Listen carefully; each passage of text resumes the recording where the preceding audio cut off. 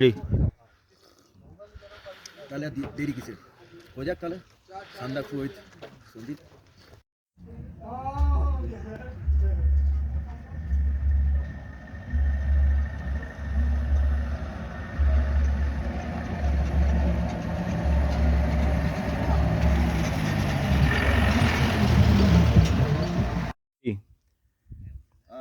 Tumling 2970 metre উপরে।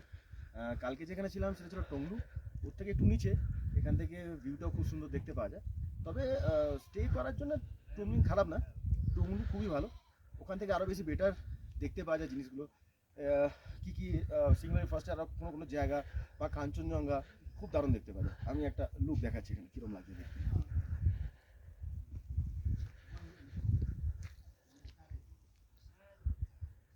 কাঞ্চনজঙ্ঘা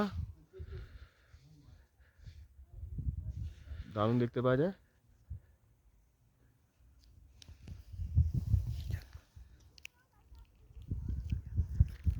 এই রাস্তাটা চলে গেছে উপর দিক থেকে, ওখান থেকে আরও বেশি বেটার দেখতে পাওয়া যাবে পুরো খাদ। এই কাঞ্চনজঙ্ঘা এখন একটু মেঘলা, আর আস্তে আস্তে ক্লিয়ার হয় এখানে, তো ওয়েদারের কোনো ঠিক নেই। স্লিপিং বুদ্ধা। চলো নেক্সট ডেস্টিনেশন আবার। Thank you.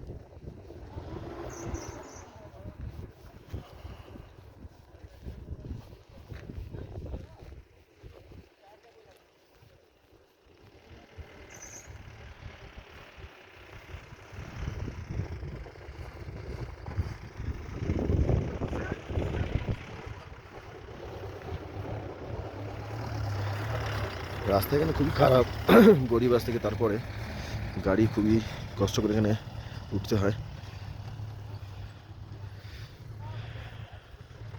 কিছু ফুল ফুটে আছে, মানে ফুটবে ফুটবে করছে আর কি।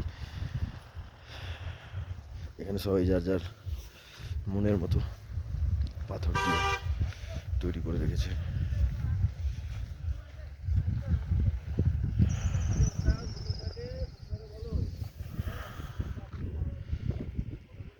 এই রাস্তা দিয়ে আমরা এসেছি।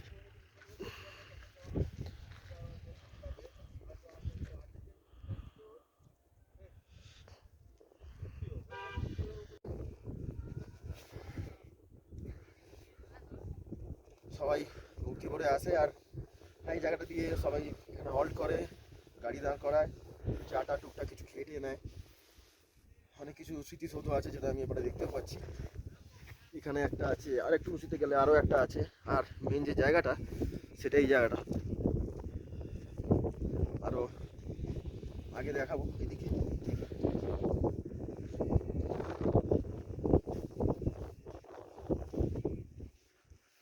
সুন্দর, এখানে সাজানো গুছানো।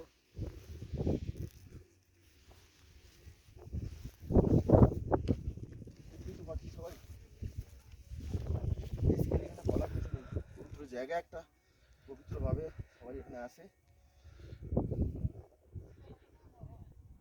পরিবেশ এখানে দারুণ।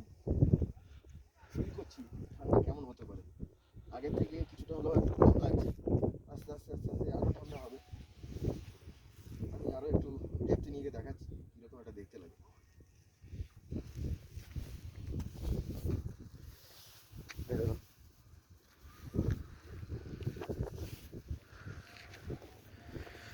এই হচ্ছে কালীপুকুরি। যত রকমের ভাবনা চিন্তা ধারণা সবাই তাদের নিজেদের ভগবানকে এখানেই বলে রাখে।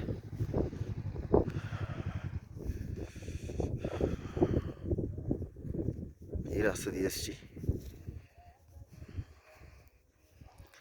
দারুণ কালীপুকুরি লেক।